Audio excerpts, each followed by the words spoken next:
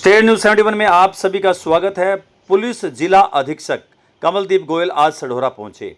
आज सढौरा में धर्म जागरण केंद्र परिसर में एक कार्यक्रम सही राह नाम का आयोजित किया गया, जो कि नशा विरोधी अभियान के तहत आयोजन किया गया, जिसमें हमारे जिला अधीक्षक कमलदीप गोयल जी पधारे। कार्यक्रम में उन्होंने भाग लिया। इससे पूर्व के कार्यक्रम की झलकियां हम आपको वीडियो के माध्यम से दिखाएं। तो सर्वप्रथम आपको उनसे जो स्टेट न्यूज़ 71 द्वारा जो बातचीत की गई वो आपको सुनवाते हैं। उसके पश्चात कुछ वीडियोस, कुछ झलकियां कार्यक्रम की आपको अगली वीडियो में दिखाई जाएंगी। हरियाणा प्रदेश में माननीय मुख्यमंत्री जी के निर्देश से और पुलिस महानिदेशक हरियाणा के निर्देश से नशे के विरुद्ध एक मुहिम छेड़ी जा रही है। तो इसी जागरूकता अभियान में आज मैं सढौरा जो शहर क्षेत्र है इसमें आया हूँ और हमने यहाँ पे जितने भी धार्मिक या सामाजिक संगठन हैं उनको एक मंच पे इकट्ठा किया।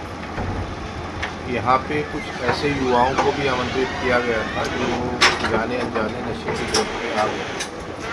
आज जो हमने निर्णय लिया है आपस में विचार विमर्श करके, वो ये लिया है कि जितने भी वार्ड हैं सढौरा में कुल मिला के 13 वार्ड हैं, तो हर एक वार्ड की ये एक कमेटी बनाई जाएगी। तो उसमें जो पार्षद हैं उसमें बढ़ के हिस्सा लेंगे। 4 या 5 ऐसे युवा साथी या जो भी जागरूक हैं समाज के व्यक्ति, वो घर घर जाके ये सूची बनाएंगे उन युवाओं की जो नशे से पीड़ित हैं। फिर जब ये सूची बन जाएगी, डोर टू डोर सेंसस इसका हो जाएगा, तो उसके बाद हम इन युवाओं को इकट्ठा प्रेरित करके जो सिविल हॉस्पिटल यमुनानगर है वहाँ पे इनका जो ट्रीटमेंट होता है डी एडिक्शन का, उसके लिए लेके जाएंगे। साथ के साथ हमने ये भी निर्णय लिया है कि कम से कम 4 या 5 जो एडिक्ट्स हैं उसके पीछे कोई भी समाज का एक जागरूक व्यक्ति एक मेंटोर का काम भी किया, ताकि जब उसका ट्रीटमेंट जब चल रहा हो तो उस दौरान उसका जो मोटिवेशन है वो लगातार बढ़ा रहे। उस मेंटोर की भूमिका ये होगी कि वो उनके संपर्क में रहेगा, समय समय पे उनको मिलकर मोटिवेट करता रहेगा, ये देखता रहेगा कि वो अपने जो मेडिसिन हैं वो अपने डॉक्टर की प्रिस्क्रिप्शंस के अनुसार ले रहे हैं या नहीं ले रहे, उनको कोई और समस्या तो नहीं आ रही। तो जो समाज है वो उनको अब किस तरीके से देख रहा है, मतलब समाज की जो स्वीकृति है उनके प्रति वो बढ़ रही है। तो मेंटोर का रोल इसमें बहुत इम्पोर्टेंट है। तो हम ये भी कोशिश करेंगे कि ऐसे जो मेंटोर्स हैं उनकी हम अलग से ट्रेनिंग करें, क्योंकि तो उनको भी पता होना चाहिए कि एडिक्ट्स के साथ उनका बिहेवियर किस तरह का होना चाहिए। तो आज इस मुहिम में हमारे साथ प्रजापति ब्रह्म कुमारी ईश्वरीय विश्वविद्यालय जो है वहाँ से उनकी जो जगाधरी यमुनानगर यूनिट है वहाँ से बहन अंजू जी आए हुए हैं, क्योंकि अध्यात्म के साथ जोड़ना का भी हमारे प्रयास है इन एडिक्ट्स को। जो कंप्लीट रिहेबिलिटेशन है पेशेंट्स का, वो दवाई और अध्यात्म दोनों के जो कंबाइंड इफेक्ट है उसी से होता है।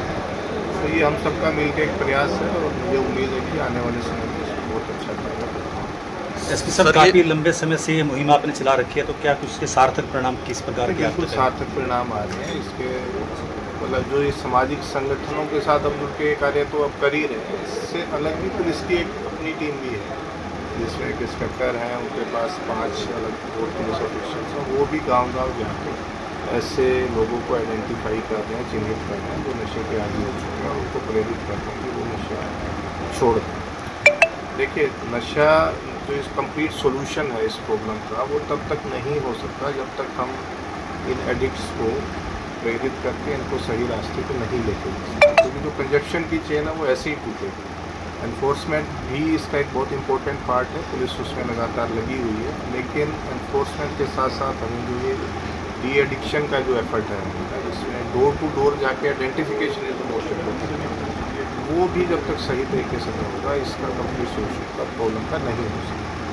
तो इसलिए हम इस एफर्ट में लगे। तो सर, इस मुहिम के तहत कितने युवाओं को अब तक नशे से छुटकारा मिल चुका है? सर देखिए, वो अभी लगभग 250 के करीब हमने गाँव ऐसे हैं जो कवर कर लिए हैं। हमारा प्रयास है कि इस साल के अंत तक 70% गांव या वार्ड जो यमुनानगर पूरे जिले के वो हम कवर कर दें। लगभग 250 के करीब हमें पेशेंट्स ऐसे मिले जिनका ट्रीटमेंट शुरू करवाया जा चुका है। तो भी आपने अपने उद्बोधन में कहा था कि इनको नशेड़ी न कहा जाए, समयकिया न कहा जाए, तो क्या कुछ आप समाज से चाहते हैं कि भाई इनको किस प्रकार से उद्बोधन दिया जाए? समाज इनको नशेड़ी, स्मैकिया, अमली इन शब्दों से इनको बोलना, ये सब समाज को बंद कर देना चाहिए। हमें ये समझना चाहिए कि अगर ये नशे की गिरफ्त में आ गए, किसी भी कारण से आ गए, किसी ने यार दोस्त ने इनको गलत डाल दी या कोई परिस्थितियाँ ऐसी होगी जिसमें डिमोरलाइजेशन की वजह से इन्होंने नशे का रास्ता पकड़ लिया, हमें इनको इन शब्दों से पुकारना बंद करना पड़ेगा। समाज को आगे बढ़ के इनका हाथ पकड़ना पड़ेगा, उनको प्रेरित करना पड़ेगा कि ये नशा छोड़े, समाज इनके साथ है।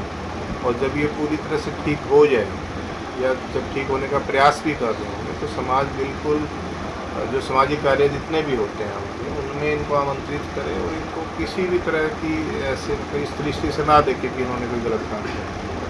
और जब ये पूरी तरह ठीक हो जाए, सक्षम हो जाए फिजिकली, मेंटली, तो समाज इनके रिहेबिलिटेशन का काम करे। इनको अगर कोई रोज़गार की ज़रूरत है तो उसमें भी समाज आगे बढ़ के इनके लिए रोज़गार की व्यवस्था करे।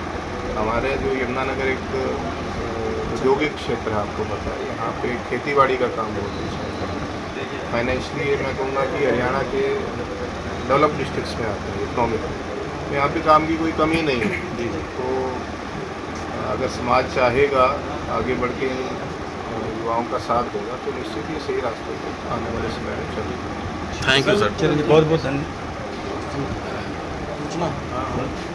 सर, जिस तरह से आपने अपने संबोधन में भी कहा था, और पुलिस लगातार कार्रवाई भी करती है ऐसे जो लोग होते हैं, लेकिन कुछ दिनों के बाद वो फिर से उन्हीं चीज़ों पे सक्रिय हो जाते हैं, जैसे पुलिस कार्रवाई के बाद, छुटने के बाद, तो फिर एक आरोप लगता है कि पुलिस पैसे ले देकर छोड़ देती है। इस पर आपको ये आरोप मेरे को नहीं लगता कि हर बार ये सही है। किसी अपराधी को अगर वो ड्रग्स के कारोबार में लिप्त है, वो कितने दिन अंदर रहता है, जुडिशियल कस्टडी में रहता है, ये इस बात पे भी काफ़ी डिपेंड करता है कि उससे कितनी मात्रा पकड़ी गई थी। अगर वो कमर्शियल क्वांटिटी में पकड़ा गया था तो काफ़ी दिन जुडिशियल प्रोसेस के अंदर रहता है।